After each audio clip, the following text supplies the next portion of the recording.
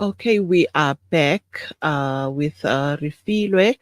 As we have said, she is an woman in engineering. Welcome to the show, Refilwe.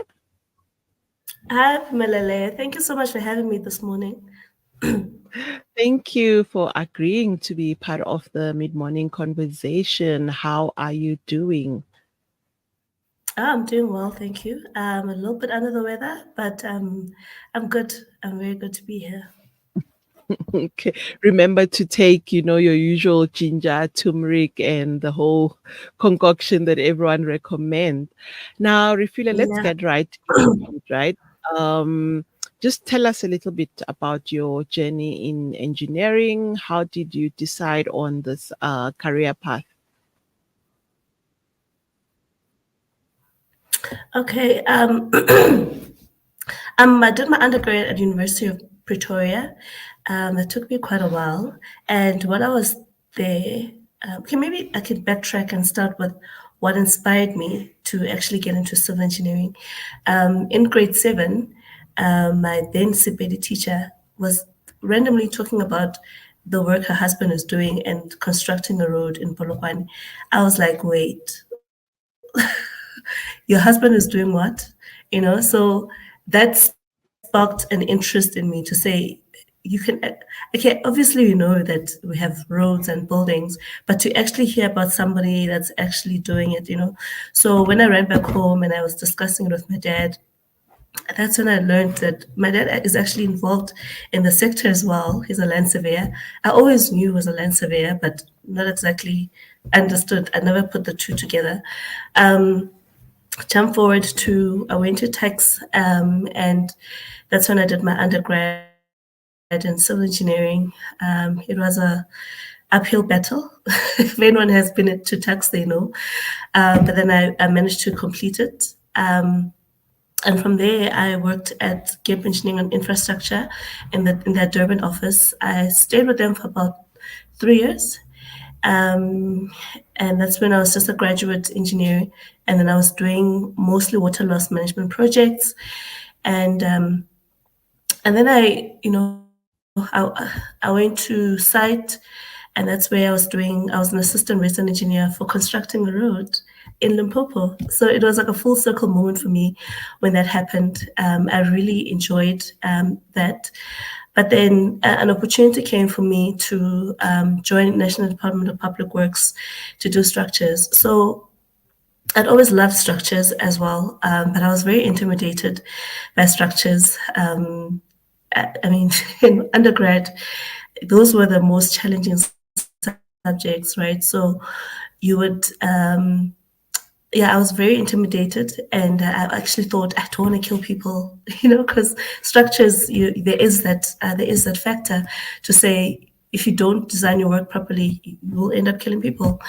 So I was very intimidated, but when the opportunity came around, I took it up, and I trusted God with my journey, and I landed in National Department of Public Works, and they wanted a structural engineer, a civil structural engineer with 1 year experience. And at that time, I had about 4 years experience in other civil work, not just structures. But then I went in there and I requested to only do structures. I only wanted to do structures. That's when I started with condition assessments. And 8 months in, I requested for a secondment because I needed to do design work. And that's how I ended up at Arup. I actually knocked on so many doors, and Arup graciously opened their door to me.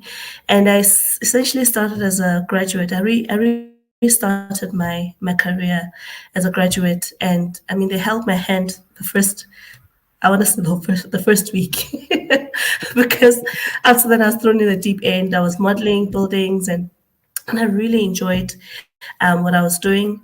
And yeah, okay, I actually just need to backtrack a little bit. What sparked my love for buildings was while I was working on the water loss management projects through GIB. We were working in Zuma, because I was working on informal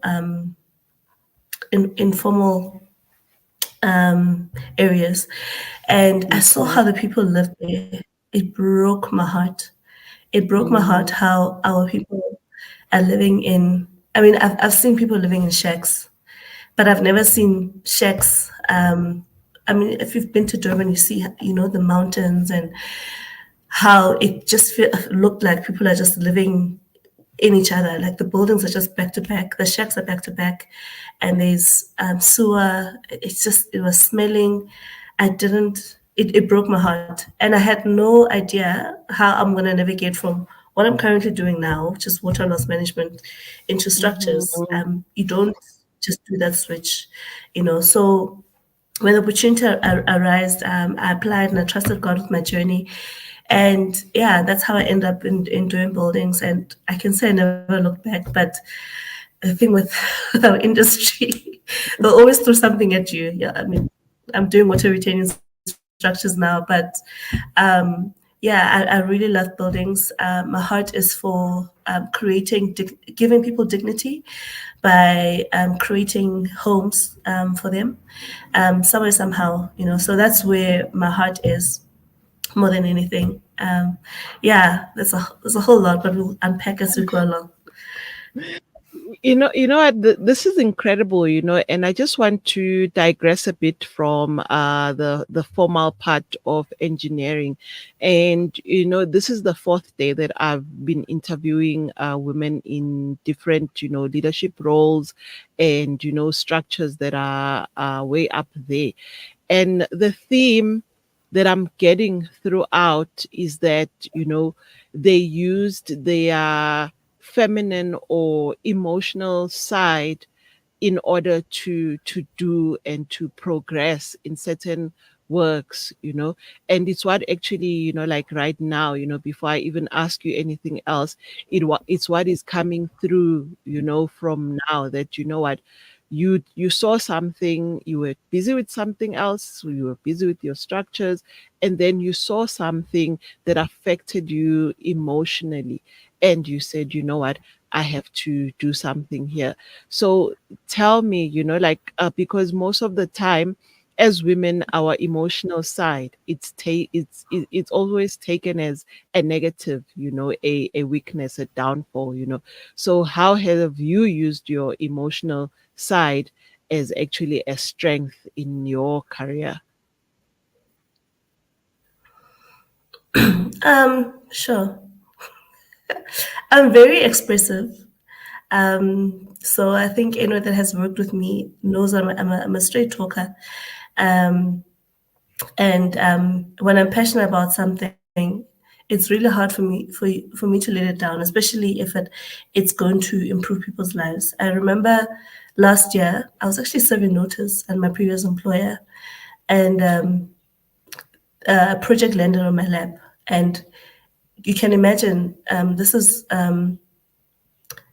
rightfully that project should have lasted about 8 months or something because of how much work needed to get done. It was essentially City of Joburg hijacked buildings. After that building burned down, City of Joburg asked the consulting company I was working for to come do condition assessments of the buildings. I remember in one day, I walked up, I think about, I want to say eight, but it probably was more than eight apartment blocks. There were about 14 floors on each one, and the conditions I saw there, I was not okay. I was not Mm, okay. So how it influenced how I did my work is I literally did not sleep. I understood that what the report I'm going to write directly impacts these people's lives. It's not even a mhm. question of no, it directly influences these people's lives because I don't know how much I can share, but I think though yeah, there was I don't know how much I can share non-disclosure agreements and all, but money. It wasn't about my consulting company. It wasn't about City of Joburg. It was about those people. living in there and understanding that these are the poorest of the poorest. They are vulnerable. There were children there. And I got, sorry, I'm getting a bit emotional. And I'm just imagining, like, how are you living like this? And this is normal. We could barely stand the stench, and when you see the condition of the building, never mind the social environment around them, like the stench and all that, but you can see that I wouldn't live in a house that looked like this, that looked like the staircase is about to collapse. No, why must Absolutely. why must I expose someone else to that? So I was quick to say, evacuate, because for their health and safety, so that impact, because you understand that you are dealing with people's lives, even when you're doing design, like from basic principles, you give your work to other people to double check and triple check, so that, because you're dealing with people's lives, you're protecting their lives, and you can't just say, I'm gonna create dignified homes for them, but then take shortcuts when you're supposed to do your due diligence. No, because that same structure that's supposed to protect them can kill them. So yeah, so I think that's where I come from, and I think being a mom has just made me more intense, because I'm like, I could be my kid. Okay. Yeah. Refilwe, I would hate to interrupt you, but as you know, everywhere we have to pay our rent. So we'll Sure. be back with this very interesting conversation right after the break.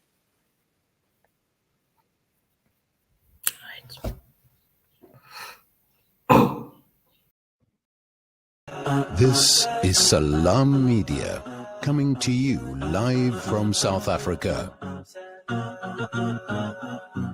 After the recent attacks on Gaza, many families have been displaced, with their homes left destroyed. Through your donations, our teams are on the ground in Gaza, providing support and delivering necessary aid to families affected. The people of Gaza need your help. Give hope. Donate today to Penny Appeal South Africa. www.pennyappeal.org.za 031 110 573. We are here on the ground with many appeal organizations in Gaza. Yasin Badat Financial Advisory. Are your financial goals feeling out of reach? Yasin Badat Financial Advisory is here to turn your aspirations into achievements. Our dedicated team, armed with a history of success, is ready to guide you through the complex nature of financial and investment planning. Whether you're a seasoned investor or new to the game, our personalized solutions cater to your unique goals and risk appetite. Trust in our commitment to transparency, integrity, and excellence. Ready to unlock a world of financial freedom? Partner with us today. Call Yasin Badat Financial Advisory at +27 33 346 2071 or visit www.yasinbadat.com. Yasin Badat Financial Advisory, guiding you to financial success. When the perfect blend of stylish decor, exquisite halal cuisine, and warm hospitality come together, it could only mean Al Bayt Lodge, your true home away from home. Al Bayt is the ideal heaven for families, business people, and tourists, with its 4-star family rooms and other luxurious facilities. Conveniently situated close to Port Elizabeth Airport, the beach, and other amenities, your stay will be truly unforgettable, as you'll be taking home lasting memories of the warm hospitality, the serenity and tranquility that Al Bayt has to offer. For reservations, call 041 583 6415 or visit www.albaytlodge.co.za. Hey Gulam. Yeah? Did I return your lawnmower last month? No. Oh no. Now what'll I do? I wanted to borrow it again, man. With Rendry Jewelers, you won't have to borrow or lend because the prices are so well trimmed on all gold and diamond jewelry. Alternatively, we could remake your old jewelry into a brilliant new design. Visit Randry Jewelers at 151 Stevens Lamini Road, Musgrave, Durban. Randry Jewelers, the family name you can trust.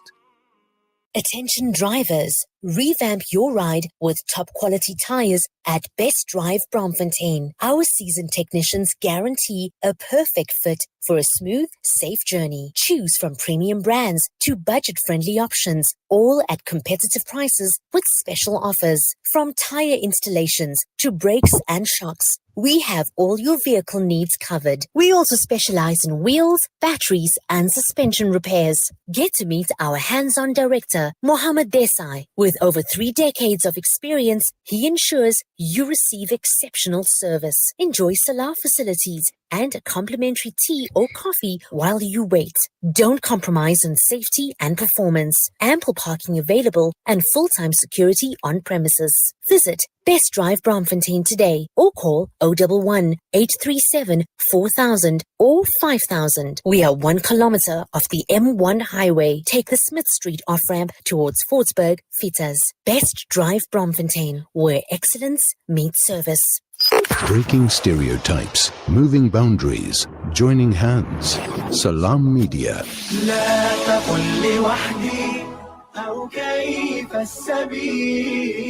Humanity sets the agenda.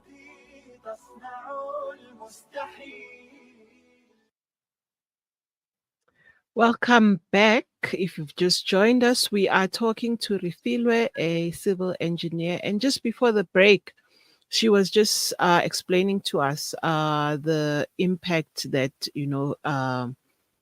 we can have when we use our emotions in order to design structures for people. Now, Refilwe, moving on from that, I just want to know, I see that you've worked in both the public and the private sector. I want to know, is the approach different in terms of working in the private sector and working in the public sector? I suppose it depends on the individual. I had the advantage that I started with private sector, and because private sector, it's a high pressure environment. We're usually working on 2-3 projects at a time, so I had that advantage of working at a private sector. So by the time I joined public sector, I still had the same momentum, so I don't want to say things are laid back, but it also depends on your supervisor. So I didn't have any laid back supervisors or directors or managers. So like we kept at a pace, so the only difference would be in terms of administration. There's a few differences here and there, but in terms of the work output and the seriousness of how you take the work that we're doing, it was there, I had directors that would push us, and in public sector, and I had managers in private sector that would push you. And because I was at secondment at some point, I was working for both public and private at the same time, they would have conversations to say, yeah, let's push this girl, So it really was, it really depends on an individual. There is room to slack. There's always room to slack in public sector and private sector, but the only difference is in public sector you might get away with it, in private sector not so much. It's all to the detriment of your own growth. So for me, I would say that it really does depend on the individual. If you are something my chief engineer said to me when I arrived, you have to decide that if you are a public official or a public servant. So once you decide that you're a public official, once you decide you're a public servant, you understand that you're there to serve the public.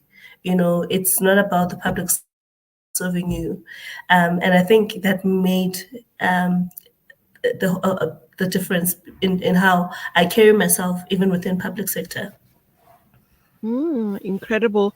Now tell me, Refilwe, there's a saying, during Women's Month that likes to go around is that a woman is like a tea bag. You don't know how strong she is until you put her in hot water. And it seems like from the beginning of your career, you have been put in hot water. Is there a specific project that you can think of that, this project really, it nearly killed me, but I survived? Um, mm, Not necessarily. Yeah, I was gonna say the City of Joburg because it was emotionally taxing, but I think that there was a high pressure project. Oh, I almost forgot about my project in Antarctica, being sent to another region over Christmas away from family.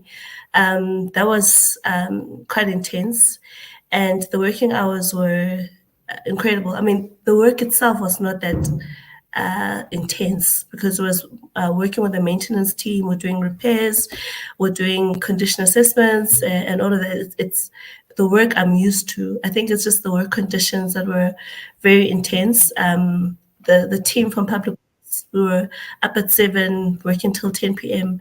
So it was quite intense. And I think just being away from family and you're seeing your family going on Christmas vacation, and you're just like, oh my gosh, I wish I was with you. And you're in your PPE on Christmas Day and you have to work. So yeah, in terms of challenging, technically challenging would be after the riots in Durban. Um, Obviously there's a lot of structures that were burnt down. So one of the projects I was working on was to reinstate a shopping center. So that one was technically challenging because I had never worked with a burnt structure before. So I had to do a lot of intense research as to what does it look like, and I had to go back into my archives, because I remember in varsity, a lecturer said, if a building turns pink, you must run. And I saw a whole lot of pink when I was doing my initial inspections. And I remember whispering it to my then manager to say, hey, I was told if the building is pink, we should run. And he just looked at me, and until I came back with facts, I came back with facts, and the report said, this is how concrete behaves in fire conditions, and it turns pink, then ashy gray, then and then he's like, oh, so you were right. I'm like, I was right. So I think what was also challenging about it was the time frame. So I mean, you can imagine it's a shopping center. Business needs to get back. It needs to go back to operating. So there was a lot of pressure from the I don't say owners. Well, yeah, I was dealing with the project managers to just reinstate the structure. So that pressure was there, but I enjoyed it. I enjoyed it so much. Yeah. Okay. And now, Refilwe,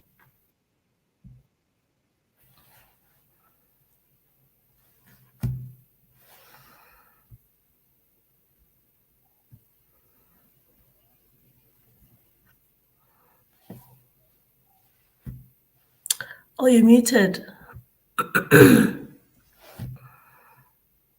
Phumelele, you're muted.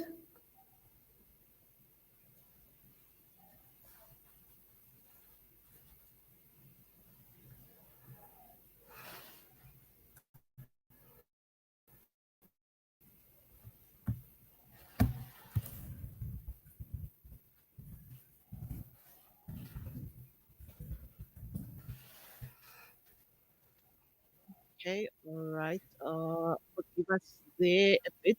Am I clear now? Can you hear It's me? okay. Okay, all right. Yeah, Okay, I let's can hear carry you. on, right? Okay, so I wanted to know, the engineering field, we know the gender biases that go on there, and it was predominantly a male, industry. As a woman, how have you overcome, like did you experience them? Because other women, they say they come into different engineering fields and they don't experience that. So in your field, in civil engineering, have you experienced any gender bias, and how have you overcome that? Yeah, I would say I definitely have. I think that the toughest thing is to navigate. I mean, it's just the underhanded biases. Like, it's not straight up in your face. I mean, everybody appreciates a woman in a team, right? Until that woman challenges you.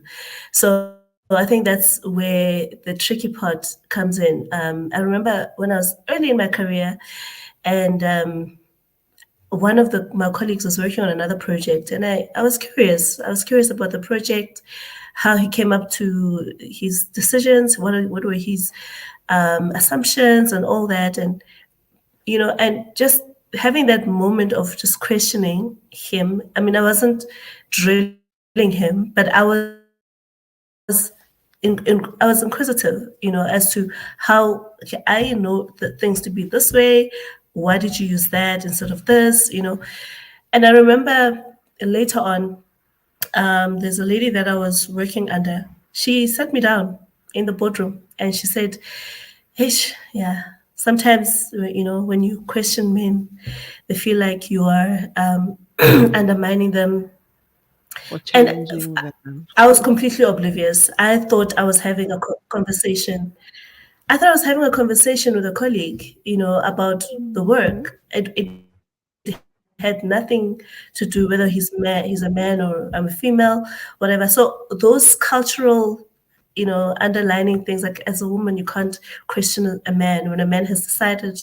And for me, it wasn't about that, and I think that's where I still struggle, because you have to then pause and say, oh, I mean, the ego always comes up, and just have to take a step back and say, "Oh, sorry, I don't mean to offend you. I was just talking about the work, And I think it's just human nature, that we just fall back into what's comfortable to us, And I think culture has formed a lot of us, So those kind of underhanded things, or even, I mean, I remember when I joined I joined Arup, and there was soccer. There was soccer on Mondays, I think, and I went to play soccer with the guys, because I'm quite active and I'm quite fit. I was quite fit at that time, so I played soccer with the guys, and it was very cool because they didn't really mind,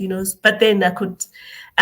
It was a bit awkward a little bit, but I mean, they were chuffed. Like, oh yeah, okay, sure, if you want to come, because other ladies wouldn't join, So those kind of small things. But I think the one that I still struggle with, and that I cannot stand, is when you have to do site inspections and you're climbing up on a roof and a man insists on walking behind you. Those are.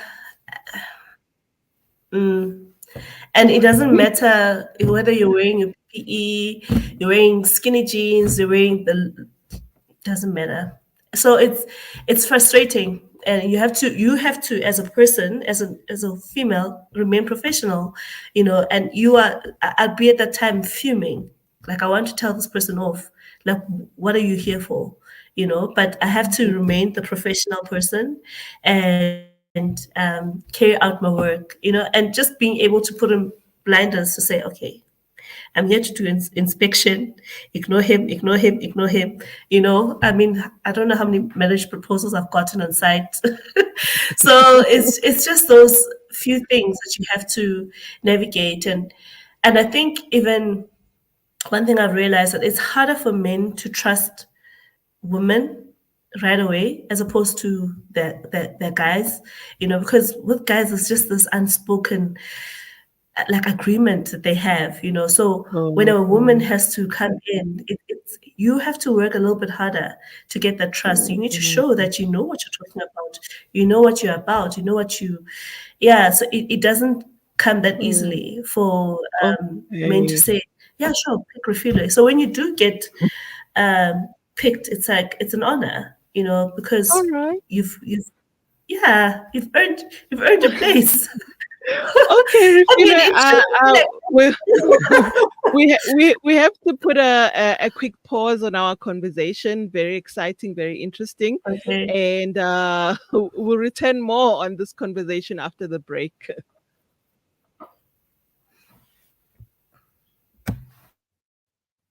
Salam Media. This is Salam Media, coming to you live from South Africa.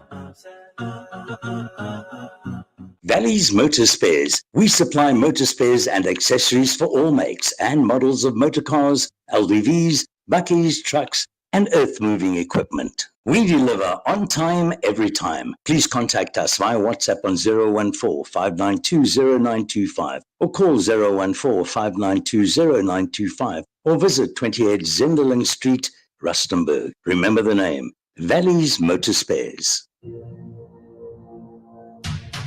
The people of Palestine need your support now. Africa Muslims Agency is on the ground, already providing food, medication, and emergency supplies in Gaza. Donate any amount to Heal Palestine at africamuslimsagency.co.za. Africa Muslims Agency, empowering, educating, inspiring. Shimmer, sparkle, captivate. Nothing less than a masterpiece. Droplets of gold inspires precious design. Platinum bursts with intricate freshness, and every pure diamond becomes more than just a girl's best friend. Voda Gold Gem Jewelers, where timeless dreams become a reality. Come to us. We tailor-make designer gold, platinum, and diamond jewelry. Trade in or remodel your old gold. Clad yourself with classy name-branded watches. We offer insurance valuation and freezer card calculation. Visit us at 534 Ridge Road, Overport, or call 031 208 9142. Voda Gold Gem Jewelers, manufacturers of fine gold and diamond jewelry.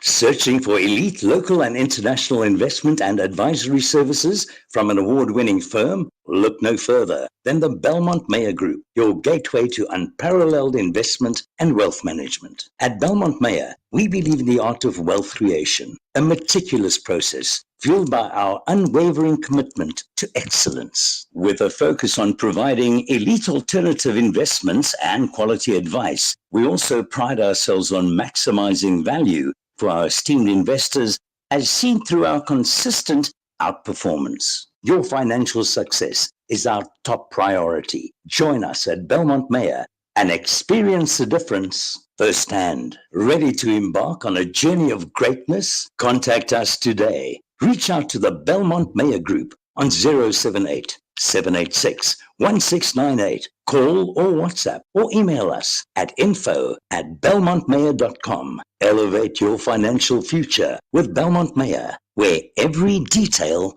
matters. Breaking stereotypes, moving boundaries, joining hands. Salam Media.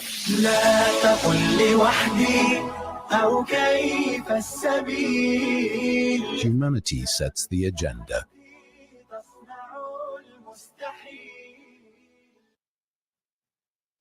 Welcome back. We are still in conversation with the lovely Refilwe, and she is a civil engineer. Now, Refilwe, after that, like a short highlight of the challenges that you face in the industry, I want to know, if I'm a shy engineer, I'm just a shy woman, I just want to do my job, I want to come in, do whatever that you do, your analysis and reports and so forth. Now, as a woman, do I now have to automatically be an activist in the industry, given the challenges that you face? No, not necessarily. I do believe your work speaks for itself. I have a lot of my close friends actually very quiet, not as outspoken as I am. So I remember even when I started at GIB, my closest friend, she was very quiet.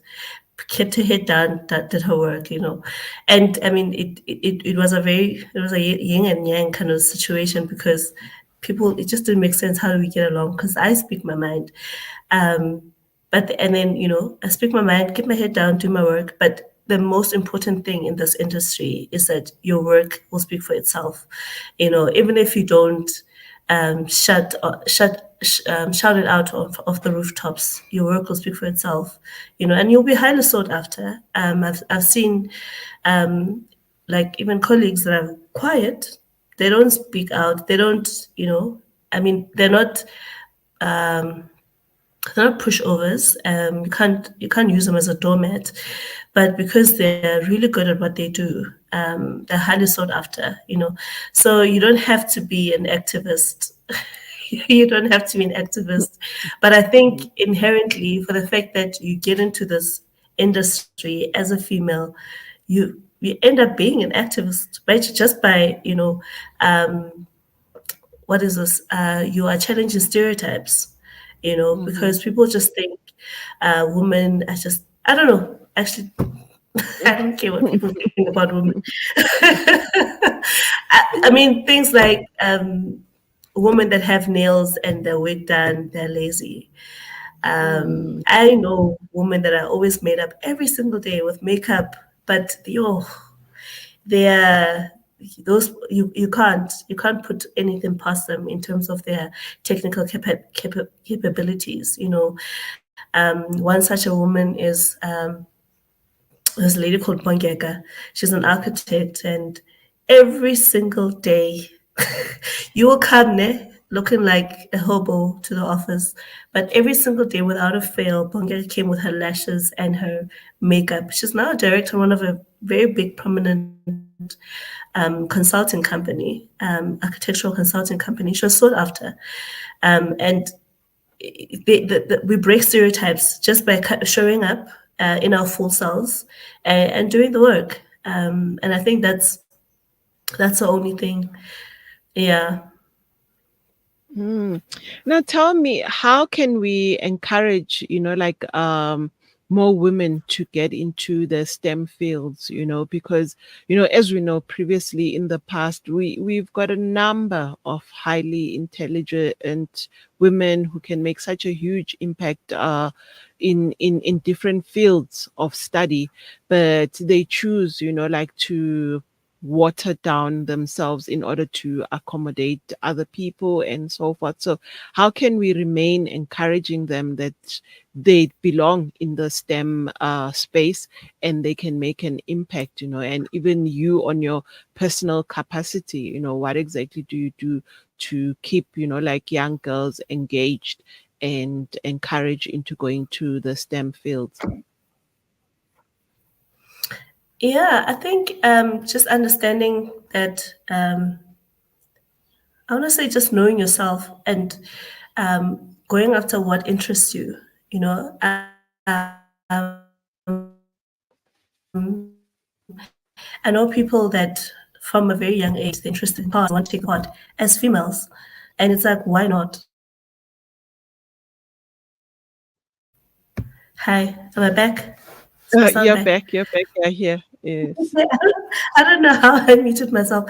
But anyway, I think just allowing people to explore who they are, their full self, according to their strengths. If you are really strong in maths and science and figuring out problems comes naturally to you, I think just being able to harness that. And I think in the past, the issue was you see a female, say you automatically go to the kitchen. And I just listened to a speech last week, actually, at a women's event. One of the GMs at our organization, she was saying that as a child, she struggled with home ec. She struggled with home ec and stitching and all of those things. And she ended up, back then, I think it was very, very, very strict like that. She ended up doing gardening, which is supposed to be only for guys. I think not limiting women to saying you should only do cooking, you should only do accounting. You should only do admin, you know. I mean, if that's what women want to do, let them. Just allow women to be. I think that's the best thing we can do. Just allow them to be. I just had a conversation this morning with someone saying that his daughter, she's giving his other sons, he has 2 sons and 1 daughter, a very hard time. You know, she manipulates them, and I'm like, that one there, she's a world changer. You must groom her. You must take those strengths of her being able to change the narrative, and groom it. Yes, you have to discipline, you have to, but quit trying to put women in a cage. Quit trying to put women, in a box. Women should, women shouldn't. No, leave us alone. If I decide tomorrow I want to be a triathlete, leave me to be a triathlete. And the very next day I'll get into my heels and cook up a storm. Like, why not? So yeah, I would actually encourage women to get into STEM, and I have been. I mean, if I come across a woman, I remember there's a lady I worked with last year. She's very good at what she does. She had undergraduate degree and a diploma, and she was very good with drawing. She is very good with drawing, and I really love seeing people live out their full self, their best self, and we're having these conversations, and I think within the first week I was like, so what's the plan? What are you going to do? Somehow all these things must come together. What's the plan?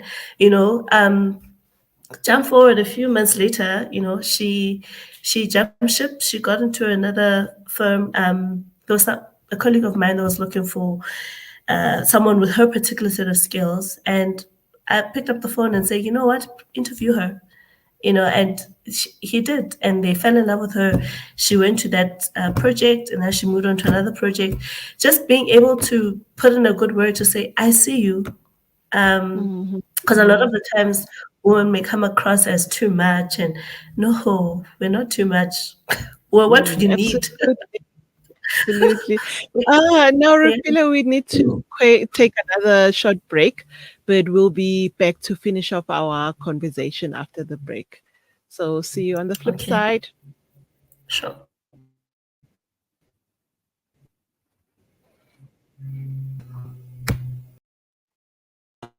This is Salam Media, coming to you live from South Africa.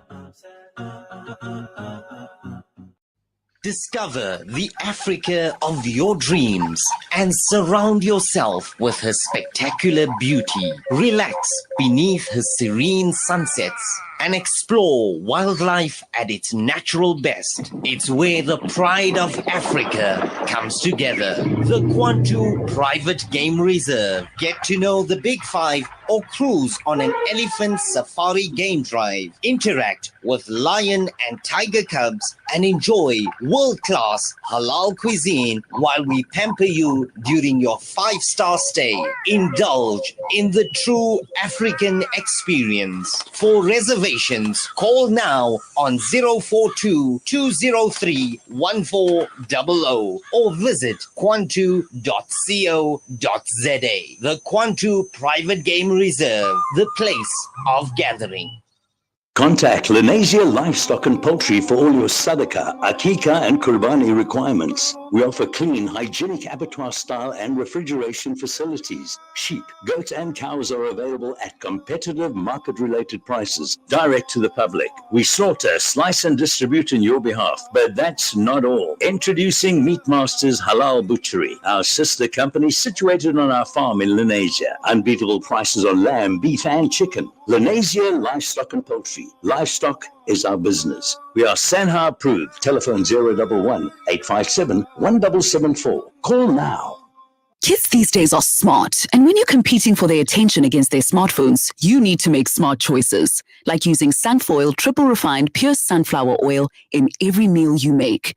It's naturally cholesterol-free and approved by the Heart and Stroke Foundation as part of a balanced eating plan. So whether you're cooking, frying, or baking, you get the great tasting results that'll get their attention faster than the latest app.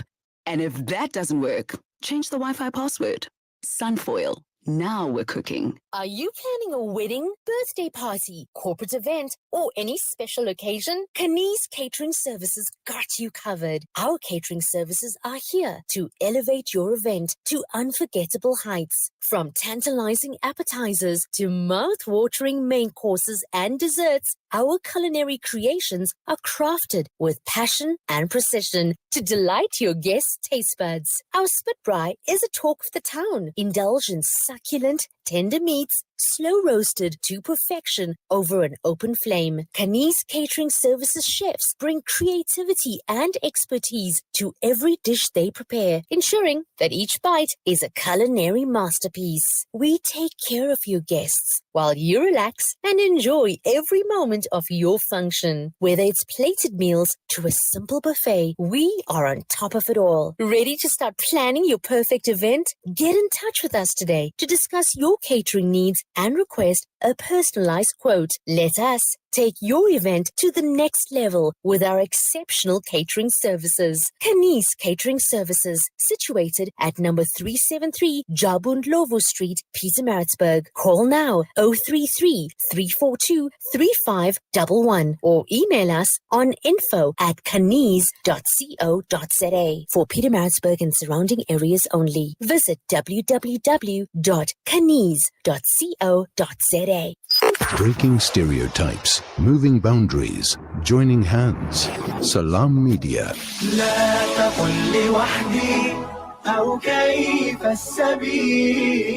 Humanity sets the agenda.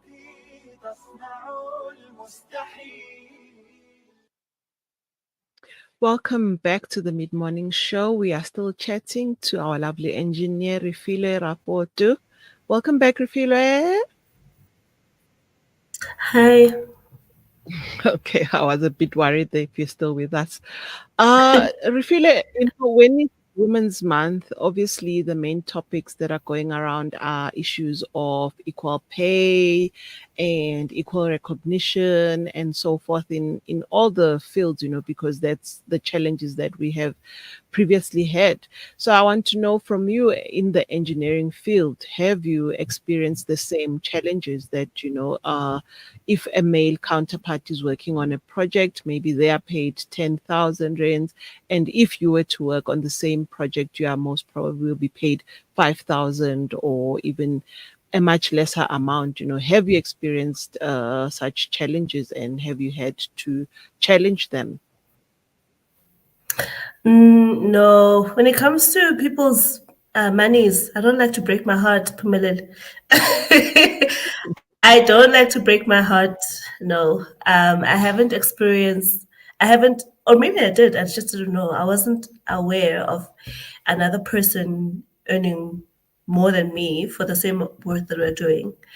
I've been fortunate that I haven't been exposed to that because I don't know how it would have affected how I show up to work. So I negotiate my own my own salary, and I walk away with understanding that this is how far I got, and I'm satisfied in that.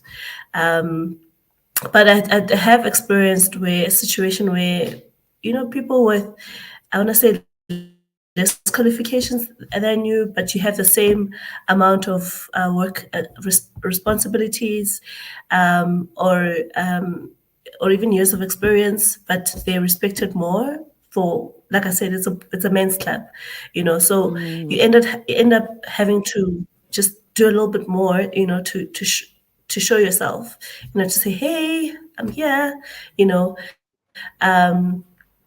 like you work late nights and early mornings, just to show that, I'm actually invested in the work that we're doing, and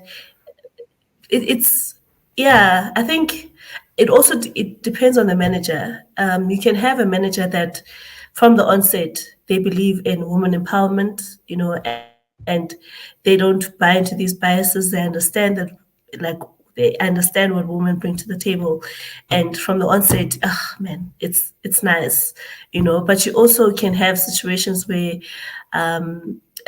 they're very caged up in the way they think, even though you've showed yourself over and over again, they won't give you that opportunity because I want to say they're scared of women. Yeah, but I think the most challenging, I don't know if I should step into that, but the most challenging thing that I've experienced was working under female leadership. That was, Okay, all right. I think for me, that was eye-opening, because I was like, oh no, my sister, we're doing this, you're a manager, wow, and she just shut me down completely. And eventually I learned that that's how she treats all females as they come in. Women never stayed long in that firm. And I also didn't stay long because you end up feeling redundant and not doing anything and not being given work to do.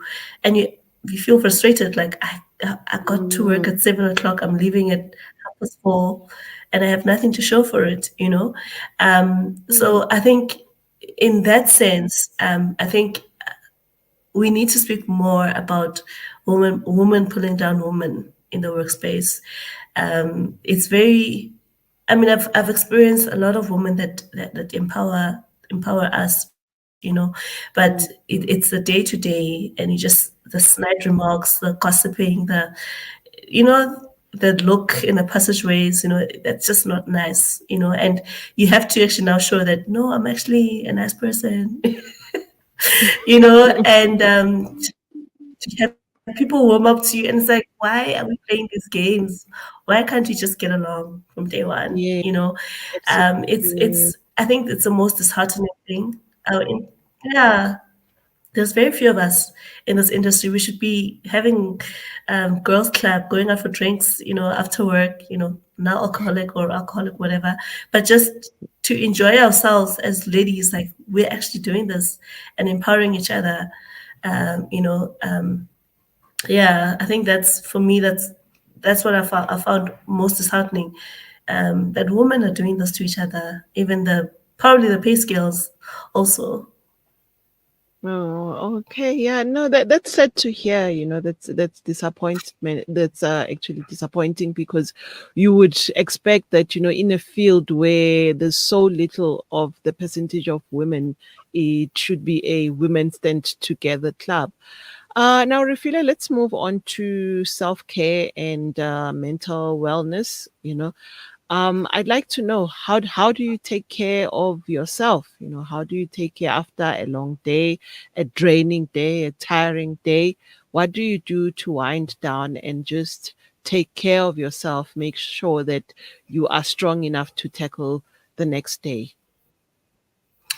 Oh, yeah, I believe in community a lot. I believe in community a lot.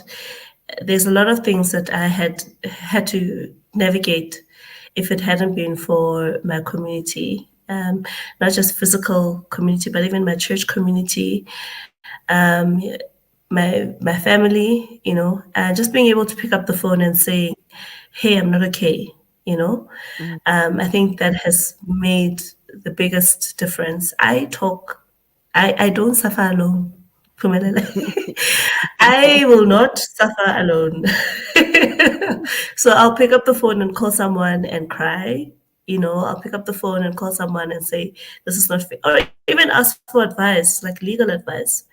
This and this is happening. How do I navigate this legally? Or how do I navigate this? How do I not burn this bridge, and even saying, guys, please hold me up in prayer. I'm not doing okay, and when you wake up the next morning, like, oh, thank you, God, that I've made it the next morning, because I believe that we're here for a purpose, and the purpose is bigger than us, and even the way I show up at work, I remember that I'm not here just for myself or just to make money for my kid, but I believe that God has placed me in the particular projects or particular organization for a reason, So that's why I always go back and say, God, help me, But otherwise, Netflix and chill also works. Netflix and chill. I used to read a lot until I started studying, and then I realized, I can't read for leisure. Okay, I mean I can, but it's exhausting to read for leisure and also read for studying and for work. So I blank my brain with Netflix. But yeah, I think the of my life is just staying in prayer and my community. Oh, okay. No, it's sad to say that our time and our conversation, has to be cut short. But I would like, a last word from you. How do you see engineering changing and moving forward? As far as women are concerned. Sure. I'd rather say like how I'd love to see it. I think with women being in engineering, I think we are more sensitive to what, because we're nurturing, we're more sensitive to what people need as opposed to what they should have. I don't know how, if that makes sense, like, yes, people should have houses, but what kind of houses do they need? People should have streets, but, even the need to say, hey, there's children in this neighborhood, we should have like a play area, so I think moving towards working working sustainable cities that interact with people very well, and I think that for me is where we need to be going as engineers. We need to be softer in our approach, yes, technically stern, but softer in our approach in terms of, okay, how do we bring structures that really work for people? And I think there's been a lot of advancements. I mean, I can imagine having the first disabled pathway, must have been a thing, So now I'm just imagining like, let's have more green cities, where we walk more, where we walk more, cycle more, where like we don't have to go for hours to go to our workplaces.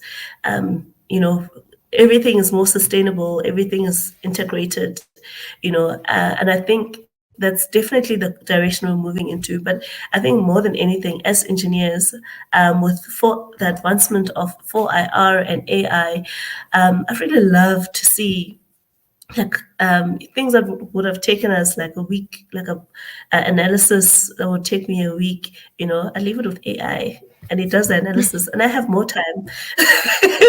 I have more time to to do what I need to do as a human being. I mean we still have to interact and check, do the corrections and checks and make the design more humane, but just having more time to be a person, and I think would have much better teams for that, because we wouldn't be as stressed out. You would have more sunshine because you spend more time outside. So yeah, I think we really need to jump onto AI. We have to cut our time. Our time has run out, and we have to move on to the next lady. But really, I think we need to carry on with this conversation on other platforms as well. It's been insightful. It's been eye-opening. And really, thank you so much for honoring us and coming and sharing your expertise and sharing, your knowledge and what you've been through your journey in civil engineering. Thank you so much for inviting me. I really enjoyed the session. And yeah, I have more to share. Yeah. Okay, all right. Thank you, Refilwe. Bye. That was Refilwe, and thank you so much for joining us on that. We will see you on the flip side when we talk to our woman in mathematics.